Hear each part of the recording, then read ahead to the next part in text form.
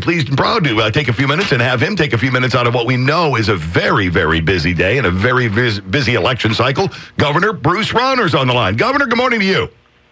Good morning, Riley. How you doing today? I'm doing very well, sir. How's everything going? Your arm okay? I see you got a flu shot. I got mine as well, so I was sore for a couple of days afterwards. You guys are all right from that? My wife told me this morning she was a little bit sore, but we're doing fine. And it's important, though. Let's remind everybody, it's flu season coming up. Get out and get your flu shots. Keep everybody healthy. Yeah, it's a fine idea because the way that swept through here last year, we don't want a repeat of that. So, yeah, get out and take a page out of it. You know, Riley, yeah, that's right. Riley, that's amazing. Last year was so bad. There were 80,000 Americans died from flu last year. It's serious. We got to keep everybody safe. And by getting a shot, we can prevent each of us from being a transmitter to others, especially for our senior citizens who are very vulnerable. Yep, you don't want any of those problems. So yeah, take a page out of the governor's book, go out there and get yourself a shot. You'll feel better about things. Well, maybe not right immediately, but down the line, you certainly will. Yeah, for sure. Governor Rauner, I got to ask you because I've been reading a couple of articles, and one in particular, Illinois Policy popped this one up the other day. The inimitable Adam Schuster and company at Illinois Policy do some great work. Their headline: Pritzker price tag, candidates' spending promises require doubling of our state income tax. That's exactly right. You know, Pritzker is proposing $11 billion of new spending on top of what we've already got of a very bloated budget. And in order to pay for that, the income tax is going to have to go up massively. And, you know, he spins it as, well, we'll just get the rich people to pay. Well, you know what? To get that much money, who's really going to pay is the middle class. Families making $40,000, $50,000 are going to get crushed with higher income taxes. And I tell you, job creators won't stand for it. Small business owners, business builders, they're going to leave. It's going to be a flood out of the state of businesses to get to states with lower taxes, like Indiana, Wisconsin, and Tennessee, Texas. It's a massive problem. We can't solve our problems by higher taxes. No, when you look at demanding an income tax hike of $13 billion to $18 billion, which would require approximately doubling the personal income tax on the high end. That's insane. It is insane. And you know what? These folks argue back. They say, well, you know, we got to balance the budget, and we should get higher income people to pay, and that's the way to do it. You can just look at other states who've done this. New Jersey's put in a huge graduate income tax, and they have high property taxes. They still can't balance their budget. They can't pay their pensions. They can't keep their people in the state.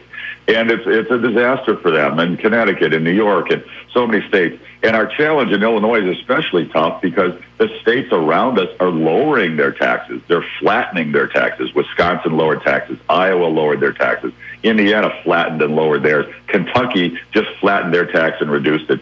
We got to compete for businesses and jobs and to keep our working families here. And the way to do it is cut taxes, not raise them like Pritzker wants to do. If you're just tuning in, we're spending some time with Governor Bruce Rauner, and we saw one of your commercials ran the other night. And I was sitting there with my son, who's 25, and at the very end of the commercial, you point out this may be Illinois' last chance. My son looked over at me and went, "Wow, that's a pretty heavy statement." And I said, "Well, why don't you look at some of the numbers that he's dealing with in order to say something like this? Leading the Midwest in outbound migration, something like this happens. Do you think that's going to slow it down?" Well, exactly. We've had massive outmigration from the state for decades, and it's accelerated over the last 10, 15 years because we've had even more tax hikes, more regulatory burden on our businesses, more deficit spending, and people are going to where there's more opportunity, and it's a tragedy. It's really no excuse because we have such great people, great location, great agriculture, great transportation network. We should be one of the fastest growing states in America, right up there with Texas or anywhere else, but it's self-inflicted because our politics have been dominated by a corrupt political machine out of Chicago, run by Madigan, funded by Pritzker. It's always raising taxes, always deficit spending, and over-regulating, punishing our businesses. And we've got this election is really, I believe, is our last chance because if Pritzker and Madigan get in there together, the two of them, they'll gerrymander the districts after the 2020 census, designed to make sure that in the General Assembly and in Congress, only people loyal to Mike Madigan get elected and locks them into office. This gerrymandering will be a disaster after 2020. Republicans will be devastated as a party, and two-party democracy is essential for our state, and they'll do a massive income tax hike, billions of new spending, jobs will flood out of the state, and we'll be in a long-term death spiral that'll be so hard to reverse 10 or 15 years later, because the gerrymandered districts will prevent good people from getting elected. So it's all on the line. That's why I'm traveling the state, remind everybody, get out and vote. Don't stay home. Don't think your vote doesn't matter. This is going to be a close, tough election. Get out and vote. Your vote matters. You know, and to your point, I was reading the Tribune's endorsement the other day saying that, you know, you are what is stopping this from happening, putting you into place as a stopgap between Madigan and the machine that you described before. Removing you from that equation could, the Tribune promised disaster. No, well, they're correct. Unfortunately, this is why we're working so hard and why it's so important to get the message out. You know, Pritzker is outspending me by $100 million. He's spending $100 million more than I'm able to spend. You know, my grandparents were dairy farmers up in Whitewater, Wisconsin. They lived in a double-wide trailer. I didn't inherit anything. The money I've got, every dollar I earned working my way through school and building businesses. And I worked for teachers and police officers for 30 years, investing their pension money. I did really well. But I've put in a massive portion of my net worth. I can't keep up. Pritzker has never worked in his life, never had a real job. He inherited billions, and he's trying to buy political office. He is spending a record amount for any governor's candidate in American history. He's trying to run all these false ads to kind of cover the airwaves with misinformation. And that's why it's so important to get the truth out. The bottom line about this guy, Pritzker, he funds Madigan. He uses Madigan's law firm. He was caught on FBI wiretap trying to buy political office from Rod Blagojevich before Blago went to prison. He's used the language of racists, and now his own staff is suing him for discrimination. He keeps his inheritance in offshore bank accounts in the Bahamas, so he doesn't even pay his proper income taxes. And then he wants to turn around and raise income taxes on the families of Illinois. And scariest of all, I think, a Democrat in Cook County Inspector General's office in the last month investigated Pritzker over the last years, investigated his emails and his contractors, talked to him, and he determined that Pritzker fraudulently removed toilets from one of his many multi-million-dollar mansions to falsely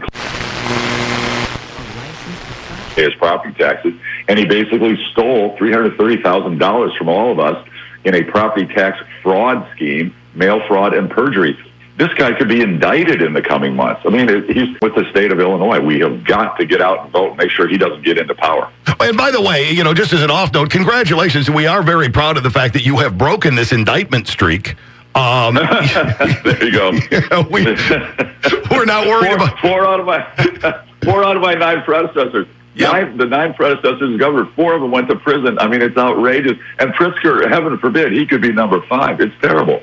And, you know, the other thing, when you mentioned, you know, spending a significant portion of net worth and all that, you know, I had somebody ask me the other day about you, and I thought it was a fair enough question. Why does a guy with a robust net worth such as your own decide to take on a fight like you have taken on, first in running for governor the first time and now in running for re-election? There are other things you could be doing that are far less headache-laden than this.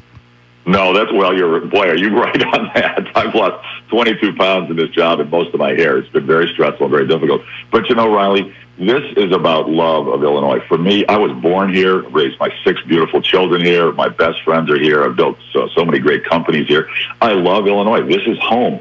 And I'm a feisty guy. I can't stand to see what these guys, this Madigan political machine, these insiders and these guys like Pritzker have done to our state over the last 30 years. I mean, they are wrecking it. Taxes, corruption, job losses, insider deals. And I'm furious about it. I was asked to run. This was never my life goal. I'm not a politician. My ego is not in this. Frankly, when I was asked to run for governor 7 years ago, I went to 17 men and women who had been in public service and I knew had high integrity. And I said, one of you guys run. Please run. I'll raise you X. I'll give you Y. I'll work for you for $1 a year. Let's save our state. Every one of them said, oh, Bruce, too invasive, abusive, expensive, too hard. No, we're not going to run for governor. And many of them said, gosh, do what I'm doing. Change your residency out. Move to Indiana or Tennessee or Texas like we're doing. And I said, God darn it, No, this is home. We can't give up. I'm not going to give up. That's why I decided to run for governor. No one thought we could win 4 years ago. No one thought we could. We did. I had a supermajority against me my first 2 years. That supermajority could have passed any budget they wanted. They didn't even pass a single budget in the second year of my term because they wanted to force an income tax hike, which they eventually were able to do. They just wore everybody down. I vetoed it, but they overrode my veto. But now we have a balanced budget. Now we've gotten reforms in education and in healthcare and criminal justice. We've grown 210,000 jobs since I became governor. And in the whole prior 12 years of one-party rule, we only grew 60,000 jobs. We have grown the economy much faster since I became governor. And I've been endorsed by the Chamber of Commerce, the Builders and Contractors, the Manufacturers Association, all the small business owners. They're behind me because they know I'm fighting for more jobs and lower taxes and more ethical government. And I believe we can prevail this election, too, to save our state. But we got to get everybody out to the polls and vote. Yeah, get out there, and once again, regardless of where you fall on the political spectrum, sitting back and not doing anything is not an option here. Get out there that's right. and cast your vote. Governor, I know how busy you are, but before we go, let me give you the floor for a second. Why, you've given us some good reasons thus far, but a couple of more. Why should people give their vote to you on Tuesday? Yes, thank you. This is the most important election of our lifetime.